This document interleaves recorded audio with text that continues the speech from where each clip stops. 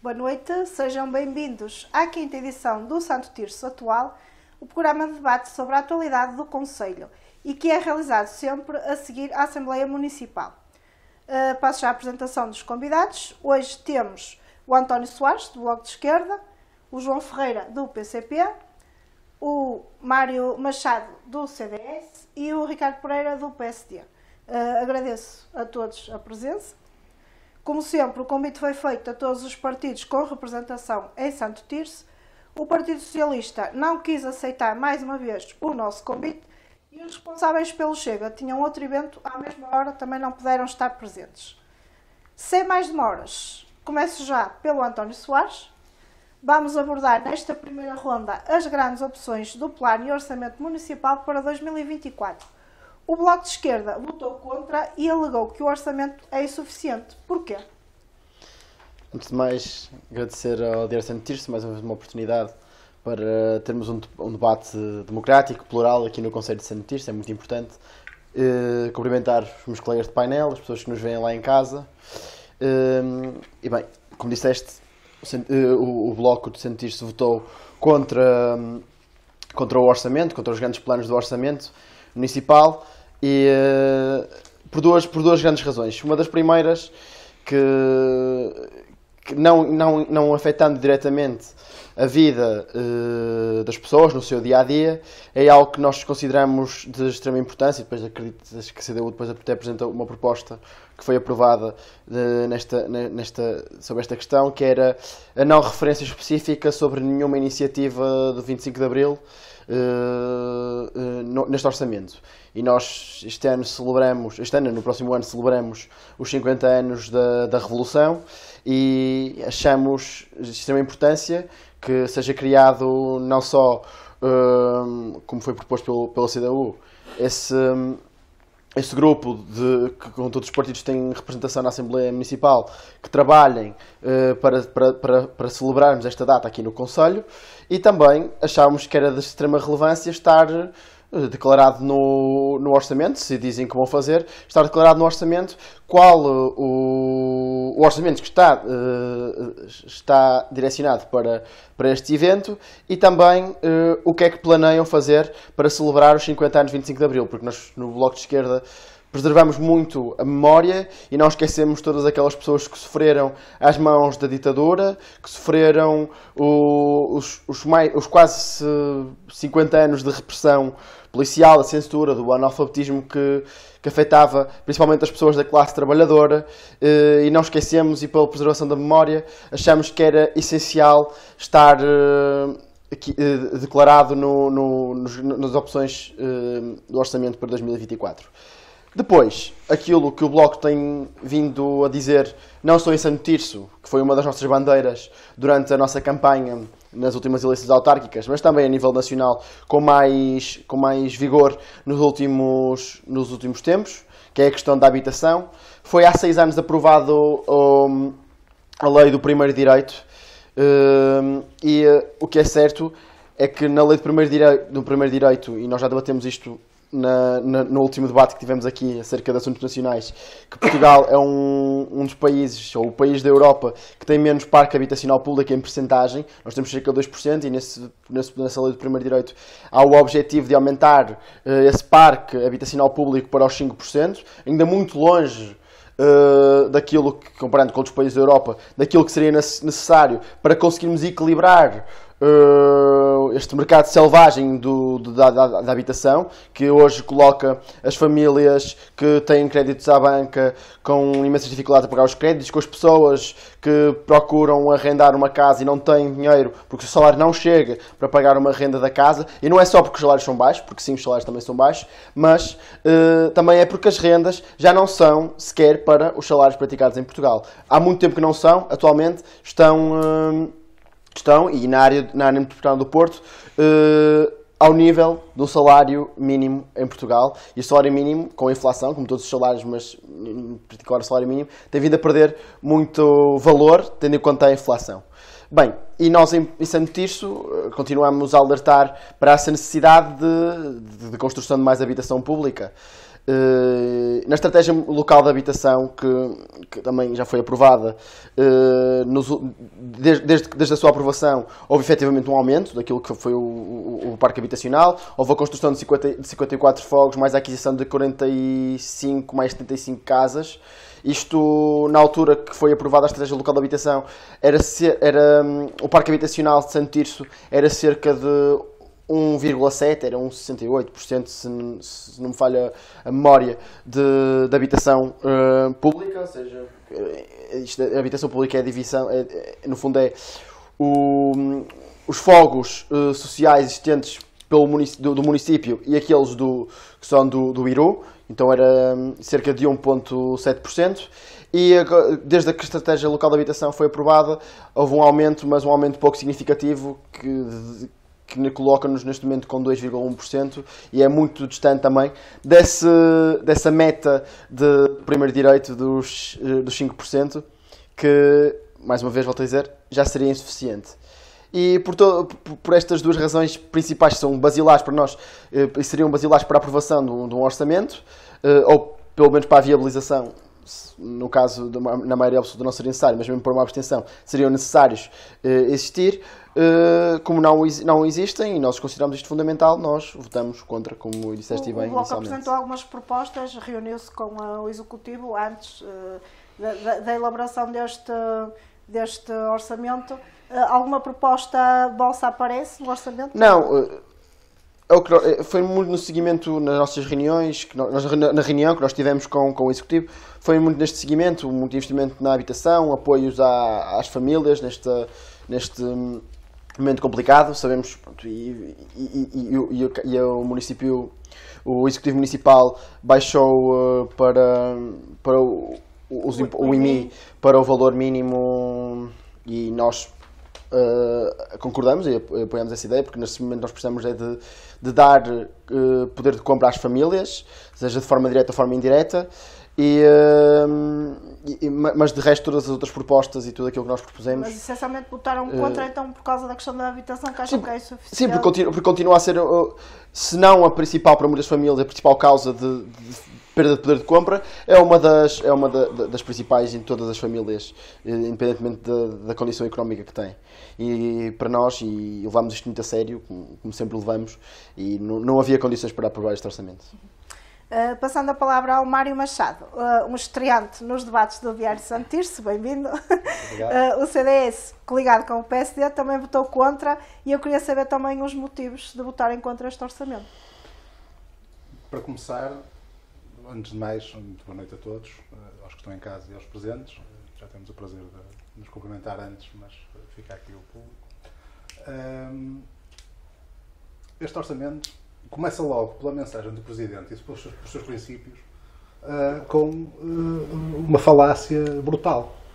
Porque as primeiras palavras que diz são, neste período de grande instabilidade por causa da pandemia e depois da guerra da Ucrânia, etc., este orçamento tem muito rigor. Mas uma pessoa vai ver onde poderia haver os impactos da pandemia e da guerra da Ucrânia, e temos duas grandes áreas. A primeira, nos seus impostos, não é? Se as famílias estão a sofrer, os impostos, em princípio, deviam reduzir. E, por outro lado, a questão dos juros, que não está muito bem explicado. Porque os juros aumentam 400 e qualquer coisa por cento, e não houve um aumento de 400 e qualquer coisa por cento nos impactos de custos bancários e custos de empréstimos diretos, se os empréstimos crescem, mas também diz que vai haver uma redução nesse campo. Por isso, há aqui qualquer coisa que não bate bem, porque os impostos sobem, e sobem na ordem dos 15%. Por isso, finalmente, este Executivo e todos os outros, que todos os anos repetiam até a exaustão que baixavam os impostos, quando mantinham sempre, todos os anos, a mesma carga de impostos, finalmente acho que começaram a perceber que nem as famílias, nem as empresas conseguem sobreviver com a carga de impostos que vive este país. Não é possível. O colega estava a falar do problema da habitação, que obviamente que é um problema real e um problema gravíssimo que temos neste país. Mas esquece que o seu partido foi um dos principais contribuidores para acabarem com uma lei de arrendamento mais igualitária. Eu não estou a dizer retirar, pôr todo de um lado, mas realmente puseram todo do outro, ou quiseram acabar com todo o outro, em que fez com que as pessoas que pudessem investir na habitação para seus rendimentos e com isso haver mais oferta e com isso os preços baixarem, porque a lei do mercado é assim que funciona, foi acabada na altura do primeiro governo da chamada geringonça, que em vez de corrigirem a lei do arrendamento, voltaram outra vez a colocar grandes entraves a quem pudesse querer investir no arrendamento e com isso o resultado está à vista. Mais do que isso, é verdade que há uma percentagem baixíssima comparativamente, no caso do arrendamento público, comparativamente a outros países europeus. Mas também somos o país da Europa com maior percentagem de habitação própria. Não retira aquilo que disse quando disse em relação ao estarem completamente, as pessoas estarem completamente abafadas com os custos dos juros bancários, etc. Mas a questão é que Portugal tem das mais altas, ou a mais alta, taxa de habitações próprias da Europa.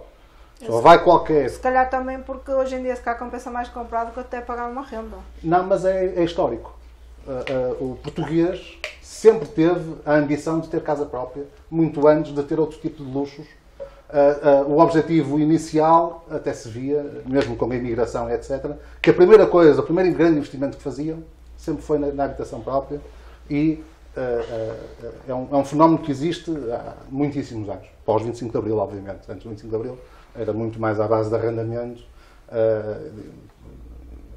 A evolução dos últimos 50 anos fez com que Portugal, felizmente, tivesse esse benefício, infelizmente, agora não sendo um grande benefício.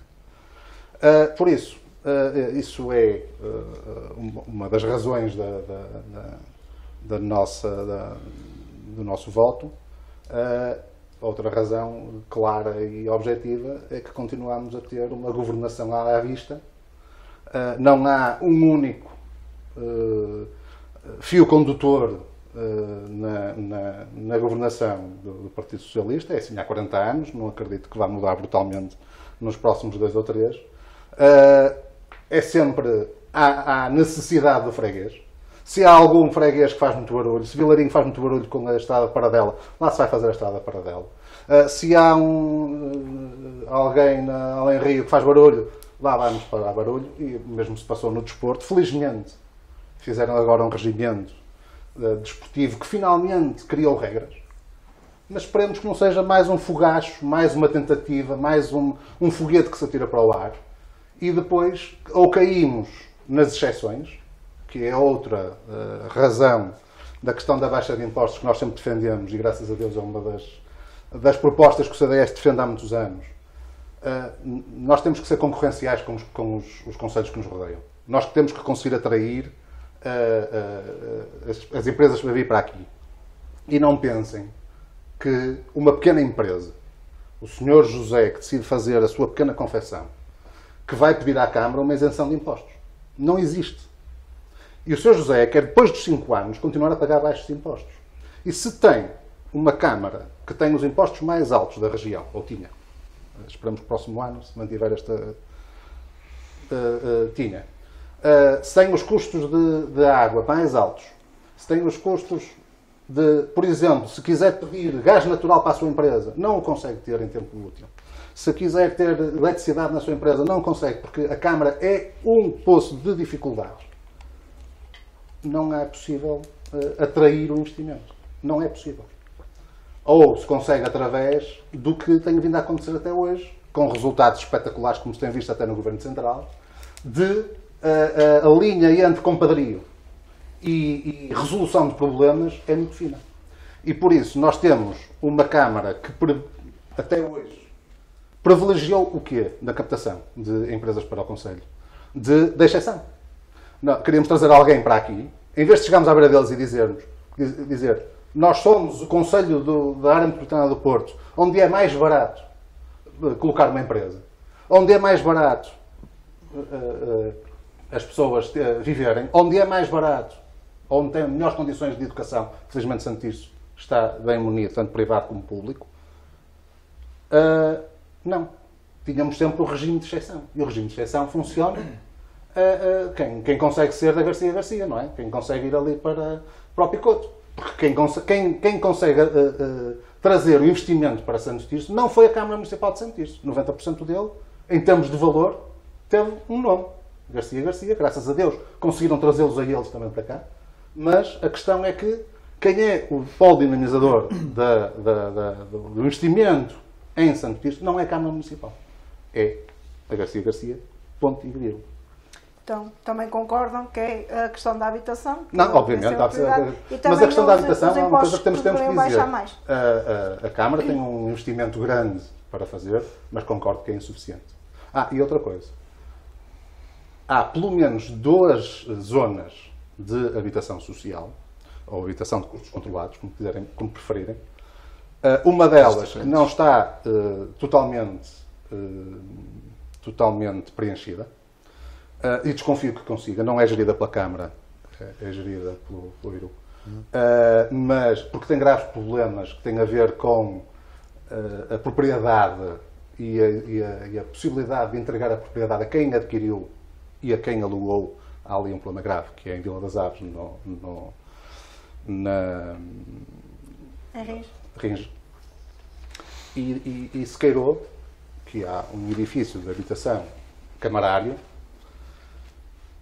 que eu não sei se podem ainda chamar habitação, não sei até pode cumprir em termos de rácios, números muito superiores ao previsto por cada habitação.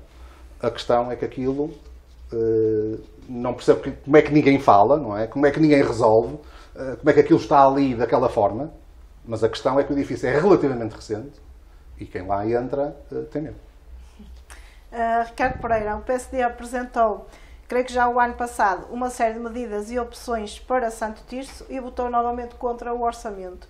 Essas medidas não foram incluídas no orçamento? Bem, boa noite a todos, boa noite a quem nos ouve lá em casa e a quem nos vê. E antes de passar à discussão ou a apresentar as razões que levaram o PPD-PSD a votar contra o orçamento, quero dizer aqui 3 ou 4 coisas, se me permitem. E desde logo porque foi uma Assembleia Municipal bastante produtiva, com pontos bastante importantes a ser discutido, com grande impacto nas famílias do município, e ressalvar aqui também e dar um cumprimento à minha Presidente da JSD, Ana Lange, que liderou o processo do Plano Municipal da Juventude e que aquilo que nós, em termos de JSD, aportamos para o município foi muito interessante. E desde logo eu vou só realçar aqui algumas propostas da JSD, depois das auscultações promovidas pelo próprio município, em que nós, e a nossa Presidente e a JSD como um todo, pediram aqui e pedem uma maior divulgação, por exemplo, da Porta 65 Jovem. É curioso desta Porta 65 Jovem, tem o início no período de Cavaco Silva, em 1992, o que permite a todos os jovens arrendar uma habitação com uma comparticipação do Estado até 200 euros mensais, entre os 18 e os 30 anos. E isto é fundamental que estas propostas também passem e que todos os nossos jovens, de uma vez por todas, entendam que isto é possível eles candidatarem-se. E isto, obviamente, funciona aqui como um amortecedor e até um incentivo ao arrendamento. Depois, a JSD também fez aqui uma proposta muito interessante, que era na isenção de IMI para compra de habitação nos primeiros 5 anos. E obviamente, fizeram aqui uma série de propostas, nomeadamente a Assembleia Municipal Jovem, nomeadamente também na cultura, e muitas iniciativas, e isto é de saudar. A JSD está ativa, está dinâmica, e um cumprimento especial a todos os jovens do município, especialmente à minha JSD, que realmente está a fazer um trabalho excepcional. E temos que valorizar e dar um grande incentivo para que eles continuem a trabalhar e a promover os nossos jovens e o bem-estar também deles, porque isto é fundamental.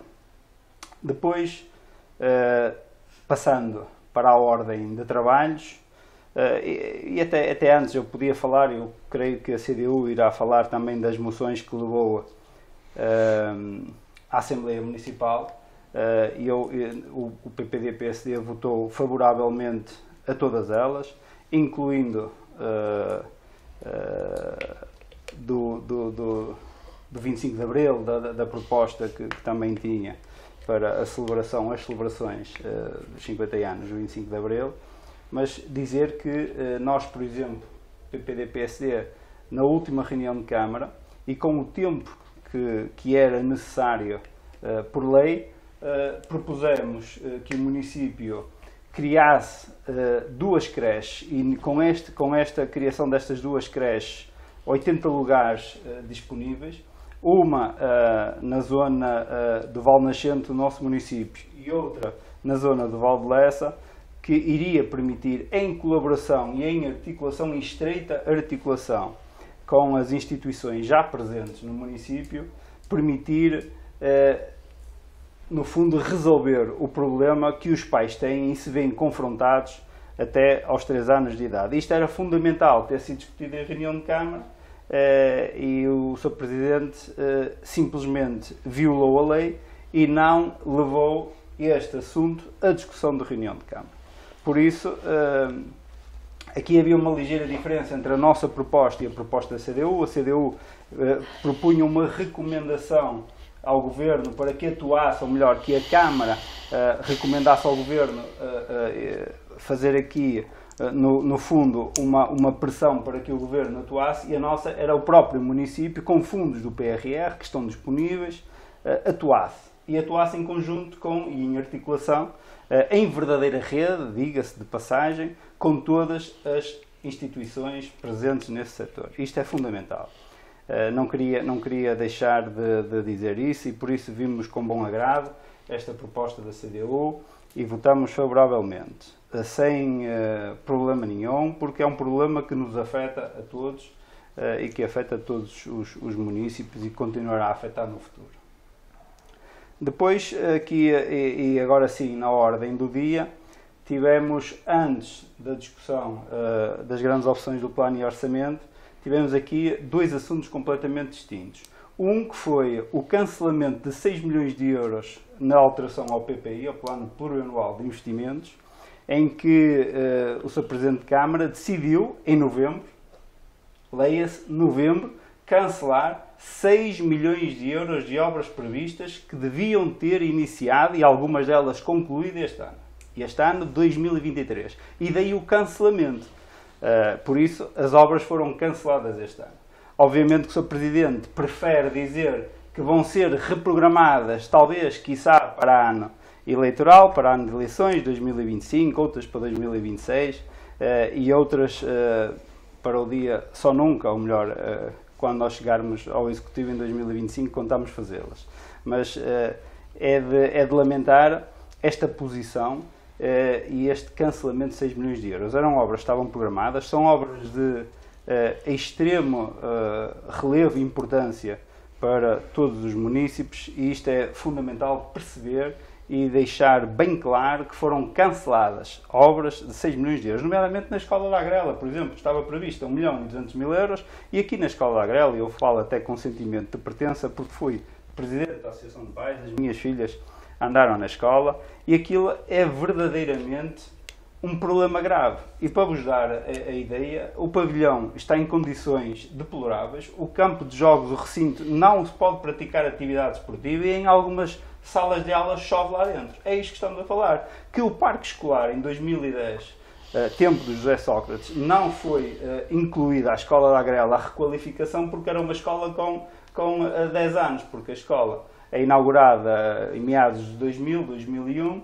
e obviamente que, como era uma escola recente, não foi intervencionada. O problema é que estamos em 2023, são 23 anos da inauguração da escola e tem problemas estruturais.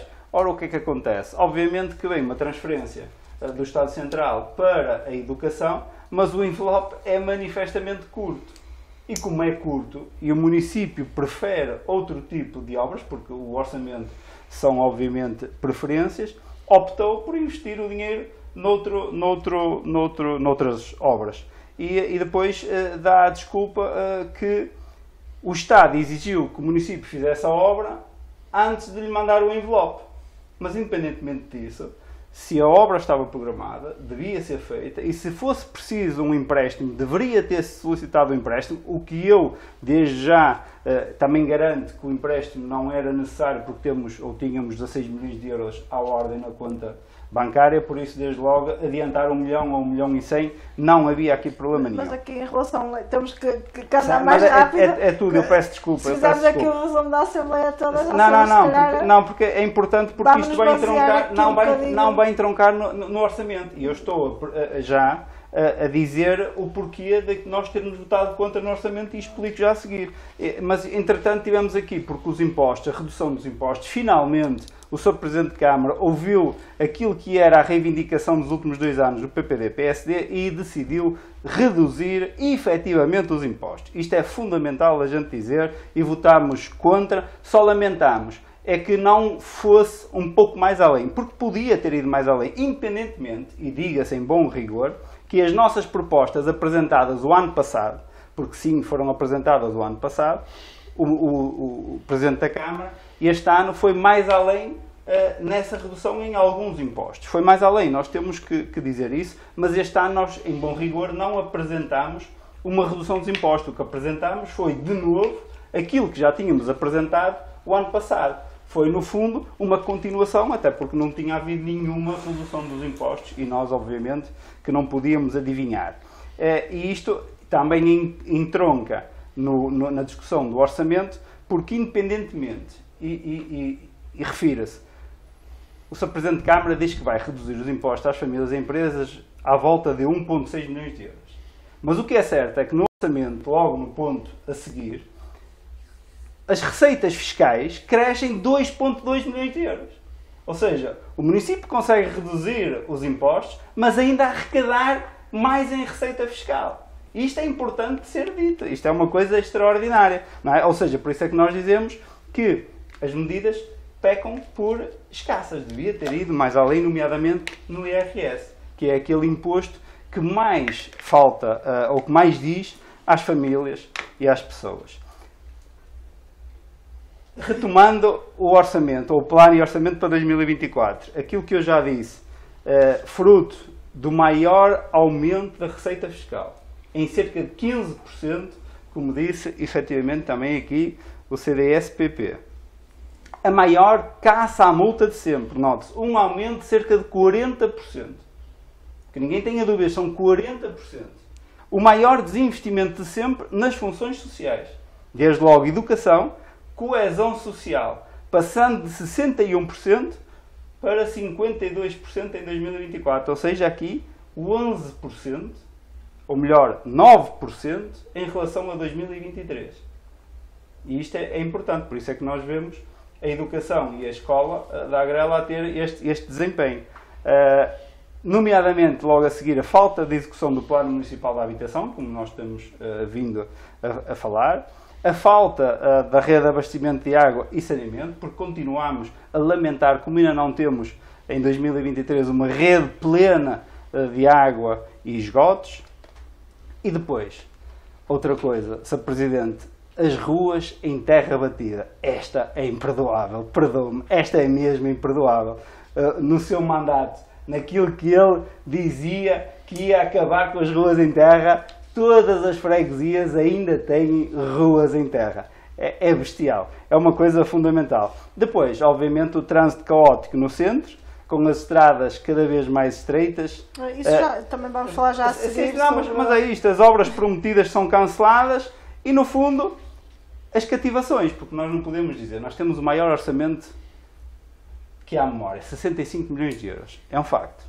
Mas o ano passado também tínhamos o maior orçamento que há à memória, que eram 55 ou 56 milhões de euros. 57 ou 58. O que é certo é que desses 56 ou 57 acabaram reduzidos em novembro deste ano em 6 milhões de euros. Passámos num orçamento de 56 a 57 para 50 a 51. E com isto se vai enganando os municípios. E isto é uma forma de conduzir os destinos do nosso município imperdoável. E por isso é que nós votámos contra e vamos continuar a votar contra enquanto este tipo de política e de estar na política não for alterado. Para terminarmos esta primeira intervenção sobre o orçamento, falta ouvirmos o João Ferreira. Dos três aqui presentes, dos quatro aqui presentes, é o único com quem tive a oportunidade de falar ainda na Assembleia Municipal. Por que motivo o partido discorda deste orçamento? Bem, antes de mais, muito boa noite. Cumprimentar também os meus colegas, já os cumprimentei antes, mas fica aqui o registro. Relativamente ao orçamento do Partido Socialista que foi apresentado, nós consideramos que o orçamento enferma de velhos problemas que vêm, aliás, na sequência dos outros orçamentos que já foram apresentados. Segue, verdade seja dita, uma coerência do ponto de vista do Partido Socialista, isto é, em termos de orçamento, em termos de opções políticas, revelando ou continuando a revelar exatamente as mesmas limitações e insuficiências que nós temos vindo a apresentar relativamente aos orçamentos anteriores. Nós consideramos que vivemos num momento histórico em que o Conselho necessita de investimentos extraordinários para fazer face, por um lado, ao aumento do custo de vida com que a maioria da população tem vindo a ser confrontada, algo transversal a todo o país, e por outro lado também estes investimentos extraordinários são necessários para inverter um nível de estagnação que tem marcado a vida do nosso Conselho nas últimas décadas e até de declínio populacional. A CDU, no âmbito da reunião que teve com o Executivo, apresentou uma série de propostas, e propostas essas que incidem essencialmente em 4, 5 áreas. A primeira área já foi aqui muito discutida, a questão da habitação. Nós vimos que de um orçamento para o outro houve uma diminuição do investimento da habitação em virtude daqueles cortes que já foram aqui relatados, de 5 milhões para 3 milhões de euros, ou seja, estava prevista um investimento de 5 milhões de euros em 2023, passou para 3 milhões de euros. Isto resulta em grande parte de atrasos que surgem na sequência das obras que estão aprovadas no âmbito da estratégia local de habitação. Isto é da responsabilidade, também temos aqui de dizer, essencialmente do Governo do Partido Socialista, mas, sendo do mesmo partido, nós não podemos deixar de apontar essa insuficiência, essa limitação. Outro problema está relacionado com os investimentos que estão previstos para os próximos anos. Ficam muito aquém da promessa de alcançar os 5% do peso da habitação pública no total do peso dos alojamentos. Há, de um ano para o outro, uma diminuição do subsídio que é concedido de apoio ao alojamento, de apoio ao arrendamento, aliás. Isto quando nós vamos ter um aumento de rendas no próximo ano, que já foi anunciado, e que irá superar os aumentos de rendas dos anos anteriores.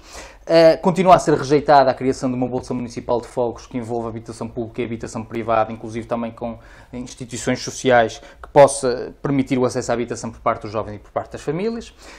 Quando se vive, neste momento, isto é uma matéria pela qual nós temos batido, mais um inverno no Conselho, e foram identificados cerca de 3.500 alojamentos que não têm qualquer tipo de aquecimento, nem sequer um aquecedor. Isto exigiria, e é uma proposta nossa, um programa municipal de fomento de qualidade de conforto térmico, com a coparticipação na aquisição, por exemplo, de equipamentos ou de materiais, o que continua também a ser rejeitado. Isto em termos de habitação. Serviços públicos essenciais, antes isto continua a ser dos concelhos em que, somadas as faturas da água, do saneamento, dos resíduos sólidos urbanos, mais pesam nos orçamentos das famílias. O que conduz à conclusão de que foi um erro a entrega destes serviços a empresas privadas, e erro esse que o Partido Socialista teima em não reverter. Nós entendemos que, sob a gestão do município, seria possível adotar políticas tarifárias que reduzissem os custos, quer da água, quer do saneamento, quer dos resíduos sólidos urbanos. Aliás, não é por acaso que, olhando para os 5 concelhos em que estes custos são mais baixos ao nível do país, eles são todos prestados pelos próprios municípios. Por contraponto, nos 5 municípios onde é mais caro, eles são todos prestados por empresas privadas. Um exemplo, por exemplo, paradigmático é o município de Setúbal, que de 2022 para 2023 reverteu a concessão de água, passou o município a gerir a água, o que conduziu a uma diminuição do custo da água de cerca de 18% a 20%. Quanto e relativamente ainda aos serviços públicos essenciais da água, uma proposta de alargar o tarifário social, os beneficiários do tarifário social, inclusive com a atribuição da tarifa automática com a atribuição automática da tarifa. Condições de trabalho, outro ponto no qual nós vingamos. Continua a vingar nos serviços que são prestados, que eram da competência do município, nos quais existe concessão, uma precariedade, de certa forma, selvagem. Um dos exemplos que nós costumamos utilizar, e o qual eu vou utilizar novamente, está relacionado, por exemplo, com as cantinas escolares, com a questão das cozinheiras, com as empregadas de refeitório. Temos empregadas de refeitório em cantinas que confeccionam cerca de dezenas e centenas de refeições, e as empregadas de refeitório têm, muitas vezes, ou recebem o equivalente a 2, 3 horas por dia, o que é o correspondente a receberem para a alimentação, para o seu transporte e nada mais. E isto acontece com a cumplicidade do município, porque não exige, quer por um lado a contratação de trabalhadores sem termo, quer por um lado a contratação de trabalhadores a 35 ou 40 horas, o respeito pelas categorias profissionais, e nós exigimos, quer por um lado, a reversão da concessão destas cantinas, ou, não obtendo-se essa reversão da concessão, que ficasse no caderno de encargos prescrito a garantia de condições de trabalho dignas para estes trabalhadores. Por fim, só mais 2 temas. A política fiscal, como aqui já foi referido.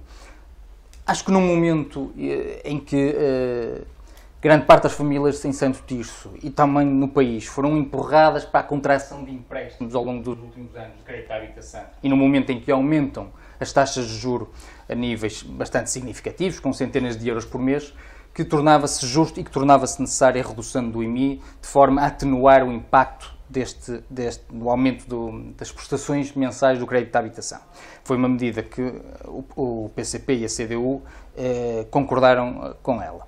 Do ponto de vista do IRS, houve também uma diminuição do IRS, medida com a qual o PCP não concordou, pelo seguinte: não obstante o valor seja um valor residual, é uma medida que acaba por não beneficiar grande parte da maioria da população de Santo Tirso. Aliás, se nós tivermos em consideração que cerca de 80% ganha até 1.500 euros por mês, trabalhadores por sua conta de outrem, esta medida tem um impacto a quem ganha cerca de 1.500 euros por mês, uma devolução de 10 euros por ano.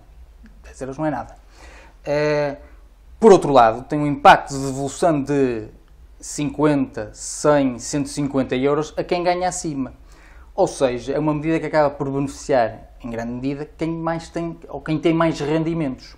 E, por sua vez, é uma devolução de um valor que poderia ser investido, por exemplo, aquilo que é devolvido é o equivalente ao que será gasto para adaptar um edifício municipal que irá servir para a Casa da Juventude. É destes valores que estamos a falar e, portanto, nós entendemos que esse valor deveria ser investido em obras que são necessárias para o município e que, do ponto de vista da política fiscal, é algo que compete essencialmente, ao nível do IRS, é algo que compete essencialmente ao Governo, e não há dúvidas nenhumas que, desse ponto de vista, é necessário baixar os impostos para quem trabalha e para quem vive do seu trabalho com baixos e com rendimentos também intermédios. E, do ponto de vista do investimento público, o Partido Socialista tinha apresentado orçamentos com áreas de prudências, chamadas contas certas, com áreas de responsabilidade, apresentando também um conjunto de investimentos, muitos deles que são necessários, mas como aqui também já foi referido, o que depois acontece é que há obras que são arrastadas de orçamento para orçamento. Houve cerca de 30% do investimento que estava previsto para 2023 que foi ao ar. E ficou, aliás, adiado para 2024 e para 2025. A requalificação do Largo da Feira, a questão da Rotunda da Vime, a questão da... Ainda aparece o Cineteatro. A questão da ligação... Ainda aparece o Cineteatro aqui de Santo Tirso, já está no orçamento. A questão da ligação ferroviária de Lordelo. E, portanto, deixar neste momento, tendo o município até contas saudáveis do ponto de vista e tendo capacidade financeira para o fazer, deixar neste momento investimento público por fazer quando ele é tão necessário, na verdade, não é prudente, nem é responsável. Porque este investimento será depois mais caro, mas lá para a frente.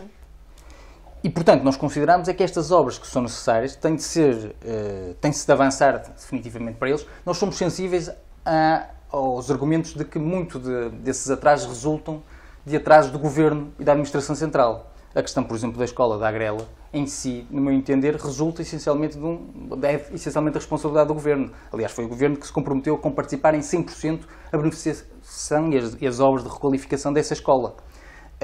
E, portanto, o município não se pode atravessar nessas obras sem ter as garantias, sem ter essa comparticipação do Estado.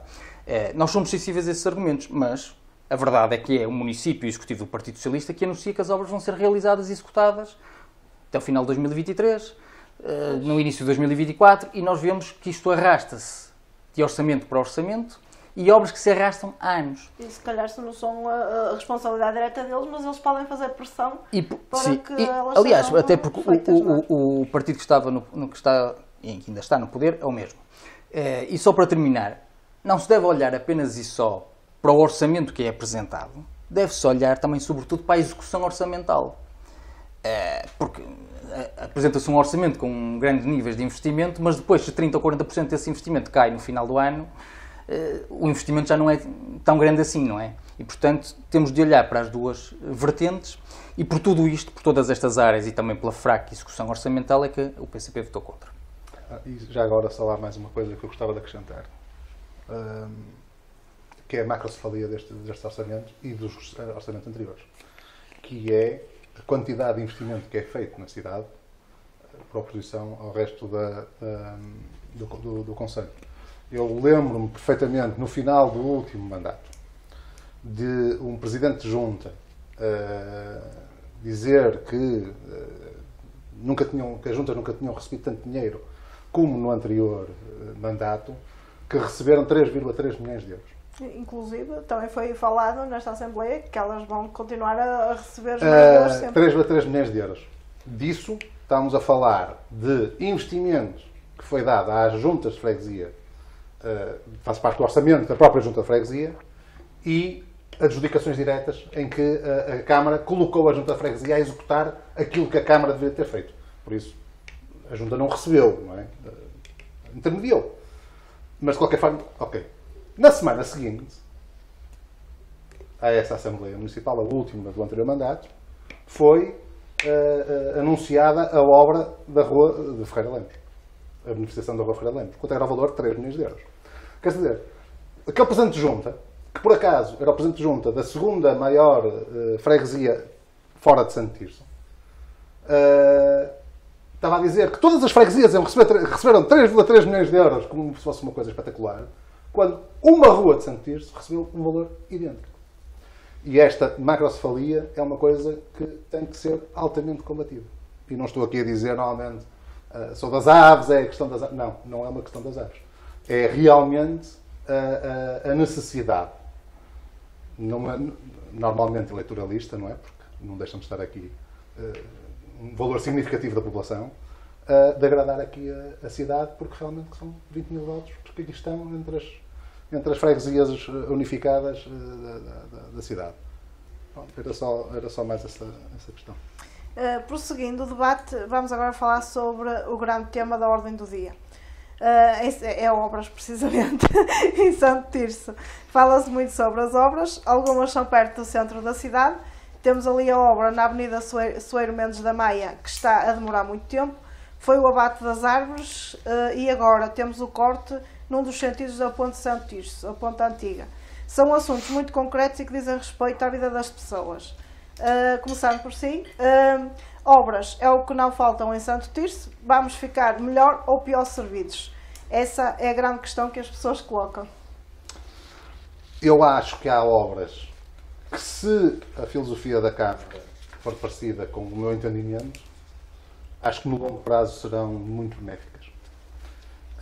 Nomeadamente, o que me parece ser a reconversão da via rápida, ou da circular exterior, de Santo Tirso, numa futura avenida de Santo Tirso. A criação de cruzamentos desnivelados acabou, começou-se a meter rotundas numa via rápida.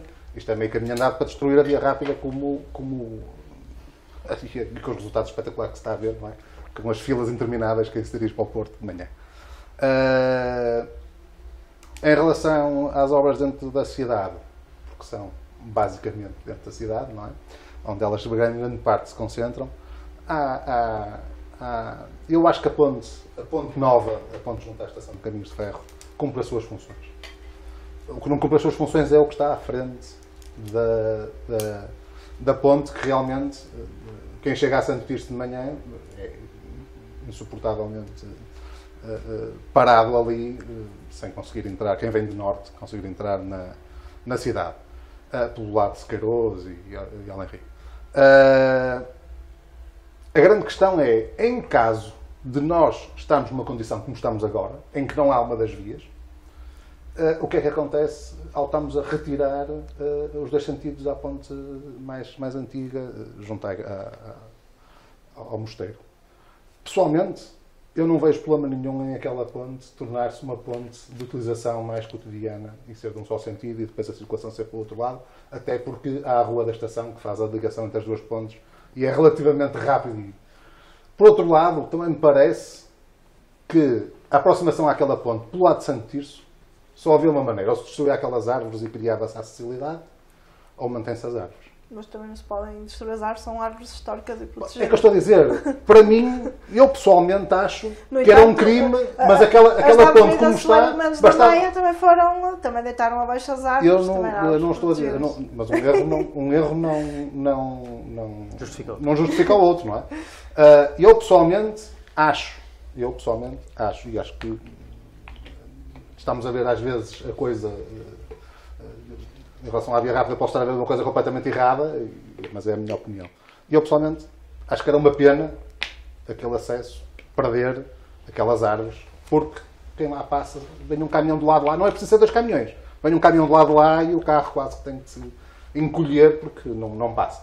Por isso, ali a questão da acessibilidade por parte do lado de Santo Tirso, parece-me ser o lado mais complicado, apesar do outro lado ter o caminho de ferro, mas aquela ponte cumpre as suas funções, aquela mini ponte, não é, em cima do caminho de ferro, cumpre as funções, não vejo problema. Do lado de Santo Tirso, não, realmente, ou se retirava as árvores, porque elas vão continuar a alargar e cada vez será mais difícil o cruzamento de duas viaturas. Por isso, para mim, a questão da ponte não me parece que seja mal, porque há outra hipótese. Depois há uma questão de gestão. Se começar a haver problemas, nada impede da ponte de manhã ter um sentido e à tarde ter outro. No sentido de horas de ponta. No normal, ter só... Será um bocado confuso, as pessoas depois já nem sabem.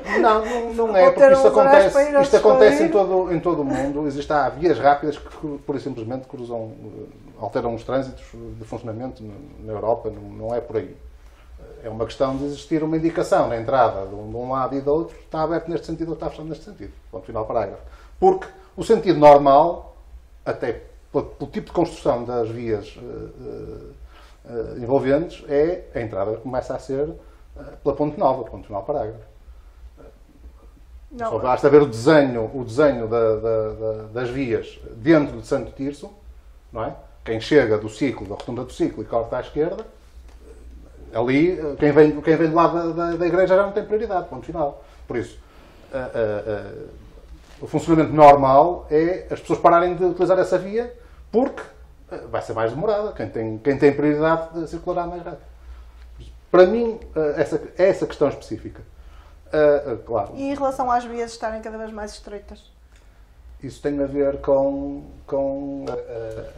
a questão das nossas cidades cada vez mais tenderem para ser cidades pedonais e cada vez menos serem cidades automóveis. Eu, pessoalmente, acho um erro brutal, porque a nossa geografia, nomeadamente as nossas freguesias, não há hipótese nenhuma. Eu lembro perfeitamente quando o Sr. Ministro do Ambiente esteve aqui na fábrica de Santo Tirso a dizer que os carros iam parar de ser privados e que, a partir de agora, as pessoas iam andar de bicicleta e a pé, e eu lembro perfeitamente que as pessoas que estavam atrás de mim, que eram de Montecorda, começaram-se a rir e disseram: quero-te ver a subir de bicicleta lá para cima, ou se não, com os índices de pluviosidade que nós temos, nós somos das zonas do país com mais pluviosidade, por isso. Entre Douro e Minho é uma zona em que chove muito. Não é, fazia BTT, porque agora o meu joelho não permite, mas tenho todo o gosto em alterar alguns dos meus hábitos. Só que eu, para chegar ao meu trabalho, tenho que subir 2 subidas, uma delas com 20%. Não me apetece chegar transpirado, não é possível. Gostava muito, mas não me é possível. Nem com bicicleta elétrica, não Santos se pensa. não é uma cidade plana. Não é só questão de Santo Tirso, é questão do concelho. Sim. Se calhar as pessoas em Santo Tirso conseguiriam, de uma forma ou de outra, há pessoas no Porto que conseguem fazer essa vida. E a cidade ainda é mais acidentada. Mas é dentro de uma cidade em que pode-se criar movimentos internos, nomeadamente através de transportes públicos, em que isso aconteça. Se uma pessoa pensar que eu tenho que vir ao banco, porque neste momento não há bancos nas freguesias nenhumas, ou praticamente, não é? Os bancos foram desaparecendo, incluindo os dois grandes centros para fora do centro de Santo Tirso, Vila das Aves e Vila Nova do Campo, praticamente estão reduzidos a 2 ou 3. Têm que vir ao banco a Santo Tirso, não podem apanhar o comboio, vir aqui, ir ao banco, apanhar o comboio para ir embora, ou o autocarro, porque não faz sentido. Não existe, não é possível a pessoa perder 3 horas da vida para vir ao banco depositar qualquer coisa. Não é possível. Ou vir à feira. Passando agora para o João Ferreira, esta questão não é propriamente sobre política, mas é algo que interfere com a vida das pessoas. Caso fosse responsável camarário, tomaria estas opções, refiro às opções claras de estreitar as ruas, de privilegiar as ciclovias e os passeios pedonais. Bem, vamos lá ver. Depende das zonas de que nós estamos a falar. Nós temos um problema em Santo Tirso, que não é bem um problema da falta de uso de ciclovias, Elas não existem. de meios alternativos de circulação. É um problema essencialmente de ausência até de transporte coletivo. Ou seja, em Santo Tirso é dos concelhos da área metropolitana do Porto em que mais se utiliza o transporte para circulações internas dentro do concelho. Cerca de 80% das circulações internas são feitas por carro. E obviamente que isto está em contraciclo com a evolução que é necessária para o país. Não é só do ponto de vista das alterações climáticas, é também do ponto de vista da própria carteira, não é? É mais barato também a utilização do próprio transporte público, tem a ver com a própria poluição. E, portanto, mais do que até a existência ou não de ciclovias e essa questão dos caminhos mais estreitos, o que é necessário é a existência de parques de estacionamento na periferia que permitam que as pessoas andem a pé no centro da cidade e que se possam deslocações de 15, 20 minutos, em que por vezes também há uma certa resistência, mas os hábitos mudam e transformam-se e há formas de vida mais saudável que também têm de ser incentivadas, e a própria utilização do transporte coletivo que tem de ser reforçado. E nós vimos agora a entrada de uma nova empresa que ainda há pouco estava a falar de Vila das Aves, que daquela parte do concelho é uma parte do concelho que está muito mais limitada na utilização do transporte coletivo do que propriamente até de Santo Tirso. Tem um comboio que vai se fazer alguma coisa. Mas, por exemplo, Vilarinho, mas Vila Nova do Campo, há pouco estávamos a falar da Rotunda de Vime e da ligação à estação ferroviária de Lordelo, em que a própria ligação, nós já estivemos lá, é feita num clima de insegurança, porque as pessoas têm de descer lá uns degraus que são bastante perigosos e, portanto, é preciso... eu acho que a prioridade não deve ser as ciclovias, e que não, a prioridade deve ser a utilização do transporte coletivo, mas para isso tem de existir essas alternativas têm de existir, a criação de parques de estacionamentos nas periferias, que temos caminhado também nessa direção, verdade também seja dita, e depois há uma série de obras que são questões estruturais que têm vindo a ser levadas a cabo, como para o acesso, por exemplo, às zonas industriais, como foi agora a questão do nó da obra na Ermida de Nó de Fontiscos, que tem gerado alguma dificuldade hoje em dia no acesso ao Porto por automóvel, mas a verdade é que essas obras também eram necessárias para, por exemplo, permitir uma instalação das empresas naquelas... E sair das zonas urbanas que estavam a passar, exatamente, nessa própria Ermida. Nessas zonas industriais. Eu acho que isso praticamente até foi consensual do ponto de vista político, a necessidade dessas obras. E há outras obras que têm de ser... que devem avançar, cujos investimentos, ainda há pouco estávamos a falar, estão a ser sucessivamente adiados.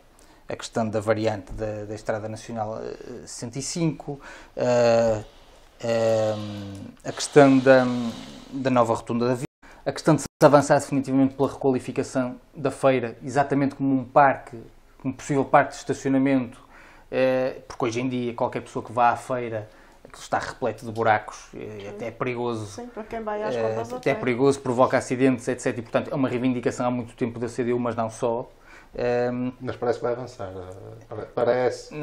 É uma das nossas propostas também de há muitos anos, incluindo... A questão é que estava previsto avançar até o final deste ano, já foi adiado para o ano seguinte, estava previsto terminar no ano seguinte e já existem investimentos para 2025. Mas não há problema porque a concessionária dos parques vai tratar da questão. A questão é que, não obstante existam essas previsões, tem de se estar atento e tem de se pressionar para que se avance nesse sentido.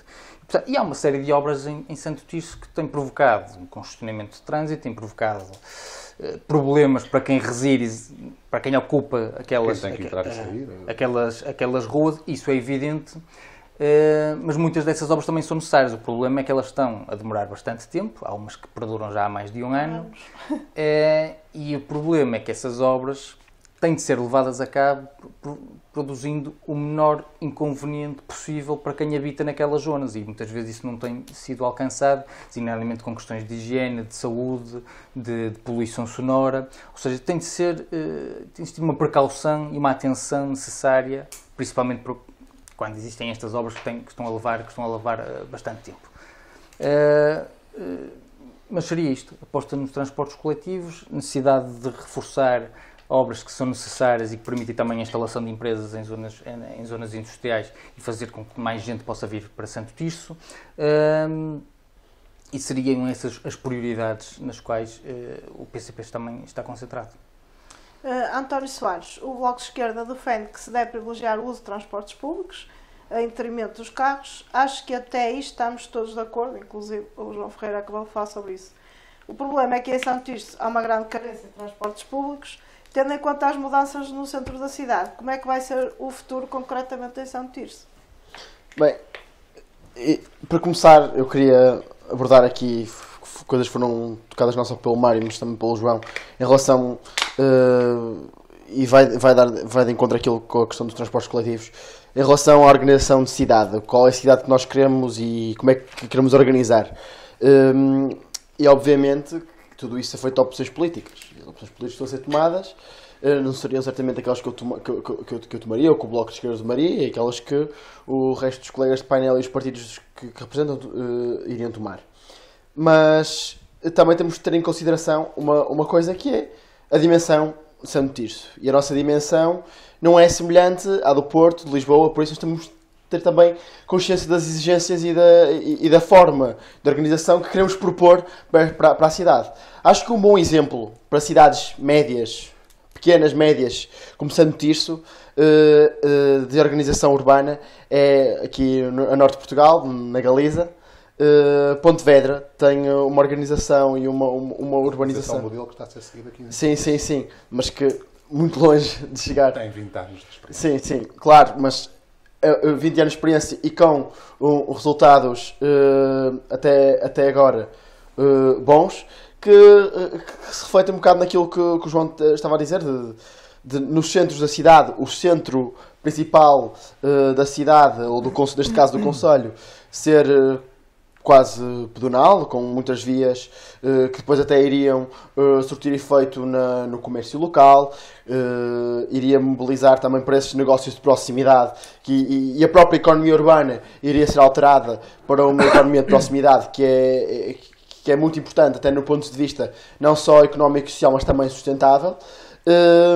E acho que é esse o caminho que nós deveríamos fazer, não só por razões ambientais, mas também por razões económicas e sociais, até de combater problemas como a questão do trânsito, porque o combate aos automóveis não se trata apenas só por causa da poluição e dos automóveis em si, trata-se de uma questão de stress, de trânsito, de toda a envolvência, que uma deslocação de centenas de pessoas ou de milhares de pessoas de um ponto para o outro ao mesmo tempo nos seus automóveis provoca a nível de confusão. Se colocarmos 100 pessoas que estão em 100 carros diferentes dentro de 2 autocarros de 50 lugares, o espaço que ocupam na área urbana é muito mais reduzido e certamente que o próprio trânsito irá funcionar de forma muito mais harmoniosa. Mas não há massa crítica no Conselho. Não há massa crítica no Conselho para termos um sistema tipo STCP em que passa um autocarro em 10 minutos. Porque o problema é que passa sempre. Mas eu não estou a dizer isso. Estou a dizer que é que nós temos um comboio de hora em hora e temos um autocarro de 20 minutos ou 30 minutos. Sim, mas eu não estava a referir a isso. Não é a viagem, seja de automóvel, seja de transportes públicos, que é o problema. Porque Não, essa é importante. Sim, Só, mas em qualquer parte do Conselho estamos a falar em eu estou a falar também no da máximo questão... 10 minutos, um quarto de hora para chegar à sede do Conselho. Porque estamos aqui a falar nos movimentos para a sede do Conselho. Sim, mas eu estou a falar também... Agora, a questão é, nós não temos massa crítica para pensarmos que vamos movimentar num Conselho de 70 mil pessoas, cada vez menos. Deixa-me concluir, que não era isso que... O mesmo que acontece quando se movimenta 1 milhão de Mas deixa-me pessoas. concluir o meu raciocínio. Também quando estive a falar, eu também não estive... Deixa-me só concluir mesmo esta questão. Que é, o que eu também estou a dizer, estou a dar um exemplo e é algo que não é difícil de compreender, a questão do espaço que ocupa um automóvel ou vários automóveis, o espaço que ocupam determinados autocarros e a quantidade de pessoas que cada um leva. Não é essa a questão. E não estou a dizer que vamos passar todos a funcionar dessa forma, nem que será esse e será apenas esse o modelo que deveríamos implementar ou que iríamos implementar. Eu estou a dar esse exemplo a explicar essa questão. De que, mesmo a questão dos autocarros e o aumento da frota e dos horários e não só da capacidade dos nossos transportes coletivos, iria também amenizar a questão do trânsito. Isso é factual, não é nenhuma utopia e não é nada irrealista. Basta ver os exemplos de cidades onde os transportes, e o João disse bem, nós somos o Santista Conselho da área metropolitana do Porto, que mais automóvel usa, e é por alguma razão. É também porque somos o Conselho da área metropolitana do Porto que tem piores transportes públicos internos. Internamente, nós temos muitos problemas a nível de ligação inter-freguesias. E isso é algo que nós temos de mudar. E temos de mudar, não só acabando com as concessões que nós temos na questão do transporte, nos transportes coletivos, nas TUST, neste caso, e a partir daí fazer um verdadeiro investimento público nesse setor que aumente, como já referi, a frequência, a capacidade, renove as frotas, para que isso seja efetivamente um setor que funcione e que dê resposta às pessoas e para que as pessoas não necessitem de utilizar o automóvel tantas vezes.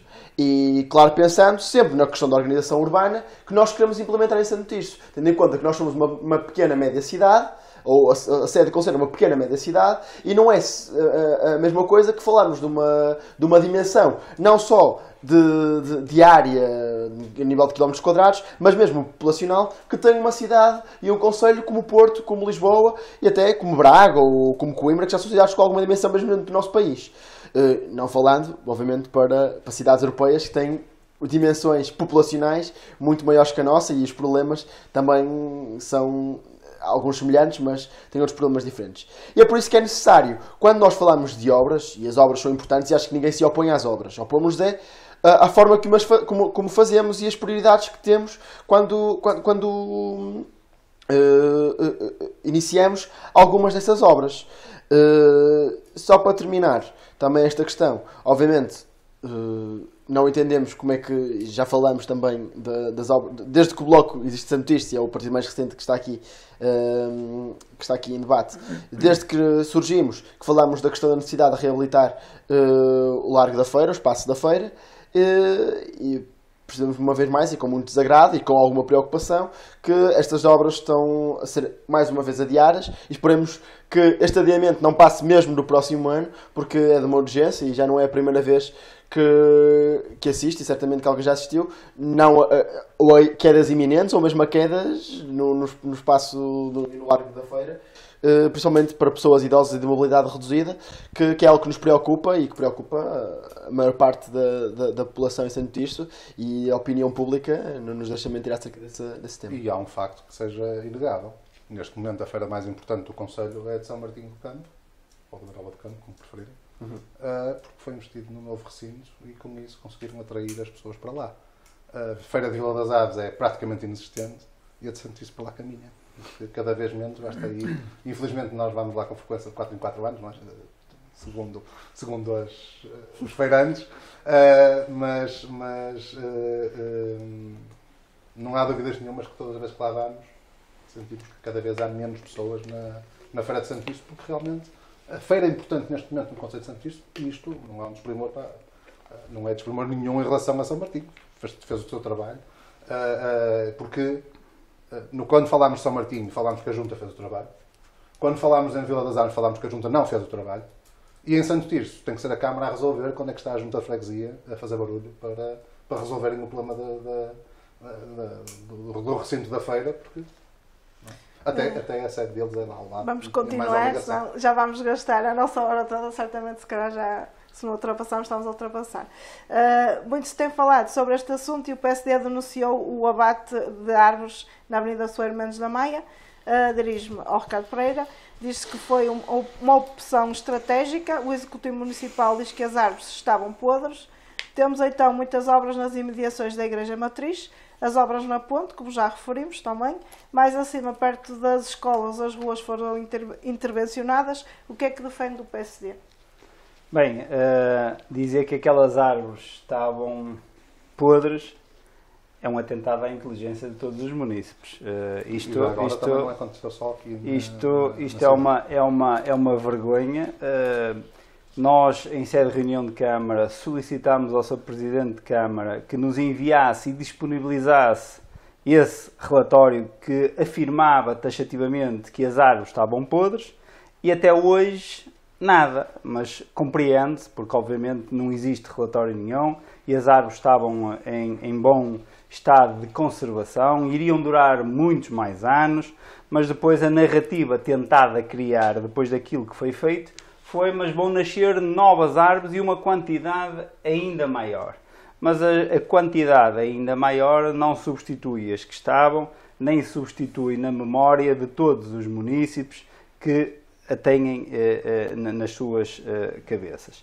E isso é importantíssimo, por isso nós podíamos ter feito a obra obviamente era uma necessidade, mas podíamos ter preservado as árvores. É aquilo que se exige a um executivo até porque os passeios autárquico. Alargaram e se calhar dá para manter as mesmas árvores, digo eu.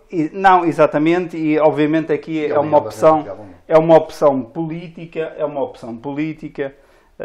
que o Executivo tomou no âmbito do Plano da Mobilidade Urbana Sustentável, os ditos PMUs, que ainda amanhã vai mais uma alteração à reunião de Câmara no âmbito do Plano de Mobilidade Urbana Sustentável.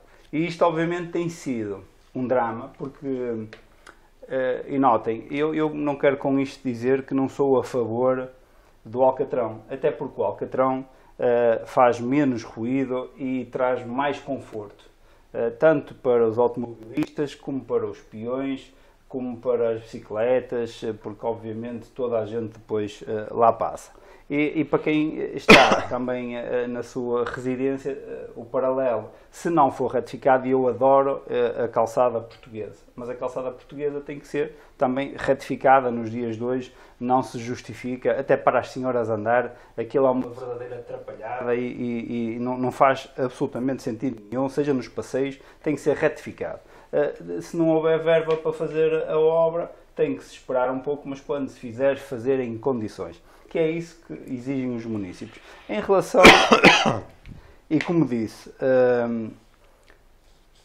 à ponte e a alteração de uma só via, obviamente que os municípios de Alenrio, e não só, também alguns tircenses que residem imediatamente após a ponte, não perdoam o Sr. Presidente, mas não lhe perdoam mesmo.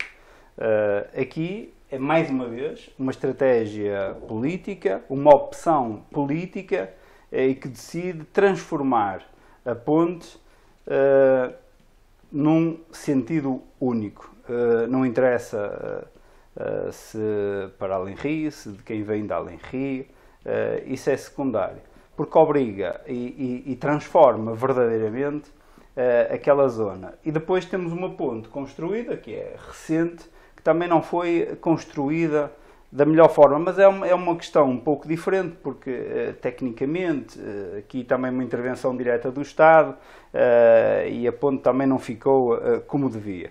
Mas independentemente disso, a ponte que estamos a falar e a alteração do sentido continua a ser outro atentado. É um atentado igual às árvores. As árvores da Soeiro Mendes da Maia foram assassinadas, estas foram preservadas e bem, mas o que devia ter sido feito por este Executivo e pelo seu Presidente, e se não tinha condições para permitir cruzar 2 carros, mas eu creio que havia essas condições. Na Tomás Pelaio também estreitaram, e eu quase que afirmo que os metros de distância da via, de largura da via, são muito idênticos e passam, inclusive têm dificuldade, mas cruzam 2 autocarros, aliás, com muita dificuldade, fruto daquilo que é o plano da mobilidade urbana sustentável, gerida e seguida por este município. E também podia falar na Dom Dinis, ali em frente à Misericórdia, que está com o mesmo problema, que aquilo é um caos tremendo de manhã e ao fim da tarde e na hora do almoço, aquilo ninguém se entende. Mas aquilo que eu faria, e que já agora, e faço mesmo esta promessa, é uma promessa, sendo Executivo em 2025, como espero, a ponte na Igreja Municipal vai ter 2 sentidos, mas não vou utilizar ou desperdiçar, deitar o dinheiro fora daquilo que foi investido, mas fazendo aqui um novo tabuleiro, porque agora a alternativa é esta, porque nós não podemos consecutivamente destruir aquilo que outros presidentes fizeram. Quer dizer, nós gastámos dinheiro 2 vezes, que foi o que este presidente, o Dr. Alberto Costa, acabou de efetuar. Temos um presidente, Castro Fernandes, que decidiu e bem alargar a ponte para 2 vias, não é? Transformando aquela zona da cidade, e agora temos um presidente que vem dizer: não, isso está tudo mal, isso não é nada assim, deita-se dinheiro ao lixo e agora faz só uma via. Mas não se preocupe, eu vou preservar esta via e faço um tabuleiro novo. E resolve-se o problema a contente de todos os municípios, que é isso que importa, ter aqui as pessoas felizes e que o trânsito flua e que tudo corra às mil maravilhas. Obviamente que, falando de obras, e acho que o tema também, segundo percebia, era obras, nós estes dias fizemos uma publicação que muito mais uma vez, à margem dos impostos, que o Executivo Municipal nos ouça, neste caso Alberto Costa, que cancela o investimento, como eu falei, do PPI em 6 milhões de euros, onde a ciclovia da Rua das Rás e a rotunda da Cristininha foi cancelada. Agora, obviamente, na segunda-feira foi publicada em Diário da República a contratação ou a abertura do concurso público na ordem dos 900 mil euros para a execução da obra, e que muito nos agrada, porque é uma obra necessária, notem, isto é uma obra necessária, é uma obra estruturante. Tem ali muitos acidentes naquele entroncamento, e obviamente que é uma zona da cidade, é uma entrada, uma porta de entrada na cidade, até à rotunda Timor-Leste, que é fundamental ser reformulada, não é? E isto faz todo o sentido. E como faz todo o sentido, mas antes de ir à outra, o que não faz todo o sentido é nós anunciarmos pomposamente, quando fizemos um ano de mandato, dizer em 2022, esta nossa obra é uma prioridade e é para estar executada, notem, executada em 2023. E em 2023, em novembro de 2023, vai a concurso público a obra. E isto é fundamental que todos os municípios percebam, e não podemos ter confiança num presidente que promete em 2022, em jeito de balanço daquilo que foi o seu primeiro ano de mandato, e a seguir não cumpre. Porque também não cumpre aquilo que foi o acesso à VIM e à rotunda e à estação de Lordelo, quando pomposamente e com a comunicação social até não só local, mas regional, que os transporta de autocarro para ver aquilo que eram as obras, e diz que em segundo semestre de 2023 vão arrancar as obras. Pois bem, estamos a chegar a dezembro, que é o final do segundo semestre, caso não se tenha apercebido, Sr. Presidente, e a obra nem vê-la. E isto, lá está, mais uma vez, uma obra fundamental para aquela zona do concelho, entre Vilarinho, São Martinho de Campo e para os seus concidadãos, os nossos concidadãos que lá moram. E este acesso podia ser feito de uma forma muito fácil, mas não se entende que assim seja. Como também o acesso da Vimavim, que tanto fala, que tanto bate no peito a dizer que agora é que é, mais uma vez foi reagendada utilizando as palavras do Sr. Presidente para 2025. Vá-se lá perceber porquê. Se calhar tem alguma razão por trás. E no fundo é isto, muita uva e pouca parra. Agora, para finalizarmos, que o tempo já vai longo, vou dar 1 minuto para cada um, só para falarmos aqui de um tema que também já se arrasta aqui há mais de 2 anos, que já foi aprovado na Assembleia Municipal, a transmissão online, coisa que já se faz em vários locais do país. Aqui em Santo Tirso as coisas ainda não avançam. António Soares, posso começar por aí e seguimos por aqui nessa ordem, 1 minuto para cada um, para sermos rápidos, falar um bocadinho sobre este tema, porque continuamos sem a transmissão online. Não, a transmissão online foi algo que o Bloco também desde que está na Assembleia Municipal se bateu. Nós tivemos no início deste último mandato a revisão e a votação de um novo regimento. E, efetivamente houve por parte do Partido Socialista a organização de uma reunião de líderes para redigir este regimento. Uma das exigências do Bloco era efetivamente essa questão da gravação das Assembleias Municipais, algo que depois não se refletiu no regimento e na prática, porque estamos a mais de metade deste mandato e ainda não se resolveu essa situação. O argumento é de que estamos à espera de um parecer que já foi pedido, já não me lembro há quanto tempo, mas esse é o argumento, desde que este regimento foi colocado em prática. Temos tido essa dificuldade e achamos que, como sempre dissemos, que é extremamente antidemocrático estarmos a demorar tanto com um processo que, noutras Assembleias Municipais, já é norma há alguns anos. E por isso é uma necessidade urgente, até porque nem todos os cidadãos e todos os tircenses podem, às quintas-feiras à noite, aqueles que moram na Vila das Aves, que moram em Vilarinho, que moram em Roriz, que moram nas outras freguesias, que não são no centro, se podem deslocar para neste caso, a nave da fábrica Santo Tirso, não se podem deslocar até lá e têm também o direito de poder ver aquilo que é debatido nas Assembleias Municipais. E se não fosse o trabalho do Diário Santo Tirso, muitas das propostas da oposição certamente que não viriam cá para fora. Por isso é que é importante também termos não só uma comunicação social plural e que privilegia a democracia, mas também que dentro destes órgãos e destas instituições seja também preservada essa democracia, até porque são órgãos democráticos, e que neste caso prevaleça a vontade dos partidos da oposição de ser gravada as Assembleias Municipais, para que todos os tircenses, estejam presentes fisicamente ou não, possam ter acesso àquilo que foi lá debatido. João Ferreira. Bem, eu também gasto pouco tempo. É realmente incompreensível porque, como disse, isto já foi aprovado em Assembleia Municipal, já foi aprovado há algum tempo. Foi aprovado, o primeiro problema era o regimento foi aprovado logo também desde o início deste mandato. Mas foi aprovado antes. Sim, já tinha sido aprovado. Na penúltima ou na última Assembleia Municipal foi antes deste mandato. Do anterior mandato. Foi antes deste mandato, foi aprovado, mas depois entrou ficou previsto no próprio regimento. E de lá para cá dizem que isto está no Conselho Nacional na Comissão Nacional de Proteção de Dados e que lá está parado. E é incompreensível porque, independentemente da responsabilidade de ser do município, ser da Comissão, é incompreensível pelo seguinte: não se percebe como é que, do ponto de vista técnico, isto pode ser um problema, porque existem várias Assembleias Municipais pelo país fora já, e portanto a Comissão Nacional de Proteção de Dados, o parecer que emitiu para qualquer outro município tem de emitir para este.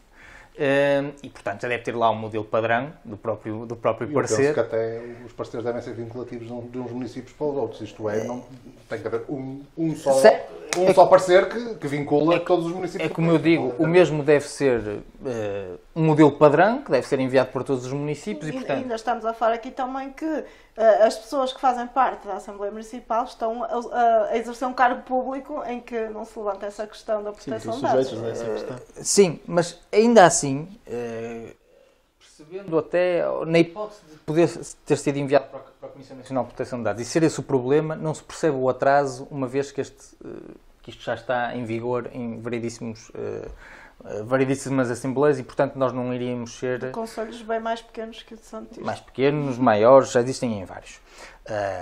E, portanto, não se compreende o atraso. E, obviamente, que é algo que se considera que é positivo, porque aproxima as pessoas das instituições, do que é discutido, isso é, obviamente, benéfico. Também é importante que os tircenses lá vão às assembleias e estejam presentes, porque é diferente também assistir de forma presencial do que assistir por uma videoconferência. De qualquer forma, é algo que está previsto, que já foi aprovado, aproxima os tircenses do que é discutido, e isso é sempre de salutar, é sempre importante. E nós iremos, no âmbito também da própria Assembleia, questionar o porquê disso ainda não ter sido implementado, exigindo, porventura, também os próprios pareceres ou as próprias respostas que a Comissão deu e a troca de e-mails que existe, porque há um receio de quem está na oposição, ou seja, de quem não está de quem não faz parte dos partidos socialistas, que é isto entrar em vigor na última Assembleia deste mandato, que poderia ser uma coincidência ou não, mas não ficaria bem quando isto foi aprovado ainda no mandato anterior. E, portanto, cabe-nos a nós também, representantes da Assembleia, pressionar para que essa transmissão seja uma realidade o quanto antes. Ricardo Pereira? Sim, isto obviamente com parecer, sem parecer, à espera. Nós não sabemos, mais uma vez, se existe ou não existe parecer. O Sr. Presidente diz que sim, mas nós não sabemos. Não foi enviada nenhuma comunicação para os grupos que estão representados na Assembleia Municipal a dar nota do envio desse parecer. E era o mínimo que se exigia. Mas aqui, se calhar, mais uma vez, à boa moda deste Executivo é não querer que todos os municípios percebam a conduta e o comportamento do Sr. Presidente de Câmara, desde o insulto, desde a arrogância, e não é só para com os representantes e com assento parlamentar na Assembleia Municipal. Infelizmente, até para todos os municípios que lá vão manifestar o seu descontentamento por determinados assuntos e de variadas ordem de grandezas. Este é aquilo que eu noto, é uma bandeira nossa, do PPD-PSD. Nós fizemos muita força para que as assembleias fossem e sejam transmitidas. Primeiro era a dotação orçamental, que se calhar não havia. Depois levantou-se a questão, mas ultrapassada a parte orçamental, até porque a Câmara nos consecutivos orçamentos são excedentários, por isso essa questão não podia ser invocada. Invoca-se o Regulamento da Proteção de Dados, mas não sabemos. E isto é mesmo, mais uma vez, para andar aqui a dar música a todos nós, e permitam uma expressão, é isto, literalmente isto. As maiorias têm estes problemas, transformam-se em tiques autoritários da prepotência e arrogância, e tudo quero e tudo posso, mas obviamente que uma maioria absoluta não é poder absoluto. E nós cá estamos para continuar a defender a transparência daquilo que se passa nas Assembleias Municipais, porque não tenho a menor dúvida que no primeiro dia, ou na primeira Assembleia em que houver transmissão, o comportamento do Sr. Presidente vai ser completamente distinto. Eu não tenho a menor dúvida. E é isto que está errado, porque nós devíamos estar a gravar o momento do pré e do pós, não é? Que parece que há aqui dois presidentes, um antes e um depois. Mas pronto, infelizmente, vamos continuar a lutar para que sejam transmitidos e todos os munícipes sejam informados on time daquilo que se passa na Assembleia Municipal. Mário. Eu não queria personalizar tanto. Isto foi uma proposta da coligação há 4 anos atrás, ou há 2 anos e qualquer coisa atrás, que foi aprovada na Assembleia, até com os votos do Partido Socialista, e até acho que foi uma questão unânime. Não tenho a certeza absoluta, mas parece-me. A ideia que fiquei na altura foi que foi aceito por todos. A única coisa que eu posso dizer é que realmente é em prol da transparência. É em prol de... Eu sou um acérrimo defensor das democracias indiretas. Sou altamente contra as democracias diretas. Acho que caíamos rapidamente nos populismos e acho que a transmissão é exatamente contra esse pensamento. Apesar de abrir ao maior, sendo transmitido no Facebook, que será a maior democracia direta onde a estupidez reina, acho que não só os comportamentos, mas as propostas, muitas vezes as pessoas têm a ideia que os partidos só aparecem de 4 em 4 anos. Aquilo é um bocado piadola que fizeram em relação à feira, porque é uma coisa que se ouve. Mas não, há um trabalho que é feito por todos os partidos, os que estão no poder e os que estão na oposição, que merece ser visto. E que, se o debate se elevar, eu tenho a certeza que rapidamente trazemos as pessoas de volta ao sistema que eu acho que é o sistema menos perigoso de se ter, que é o voto popular com indireto, democracia indireta, em que elegemos as pessoas e depois essas pessoas é que fazem a proposta do que querem fazer. Democracia representativa. Exatamente.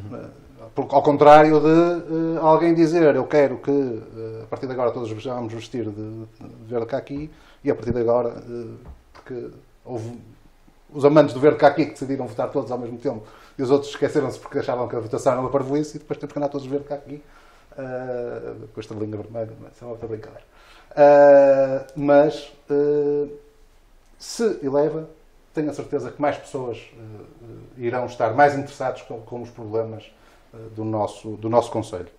E também percebem como é que isto funciona e que têm a possibilidade de exigir na Casa da Democracia, que é a Assembleia Municipal. Ponto final parágrafo. Ou na Casa da Democracia, que é a Assembleia da Freguesia. Ponto final parágrafo.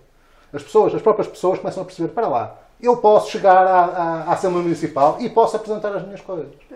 E como estou toda a gente a ver, há melhor comportamento. Neste sentido, acho que sim, acho que faz todo sentido para todos. Não é só para maus comportamentos de quem está no poder ou não está no poder. Obviamente que não é só as maiorias que fazem mal, é as permanências no poder que fazem mal, as notícias dos últimos dias assim o dizem, não é? Pronto, e é isto. Mais uma vez agradeço a todos a presença. É sempre importante ouvirmos a opinião de todos e lá está, torná-la pública. Quer acrescentar mais alguma coisa? Sim, eu queria, e aproveitando mesmo em jeito de despedida, até porque já não temos mais nenhuma Assembleia Municipal até ao fim do ano, e a desejar a todos os representantes aqui presentes dos partidos políticos um ótimo e um santo Natal e umas boas entradas, e aproveitar para desejar a todos os municípios, sem exceção, um santo e um feliz Natal e um bom ano 2024. Boas festas. Sim, as boas festas são subscritas, penso que... Sim, acho que sim. Bem, regressamos para o ano com este tipo de programa, a seguir à Assembleia Municipal, que agora será só em 2024. Mais uma vez agradeço então a presença de todos e boa noite lá para casa.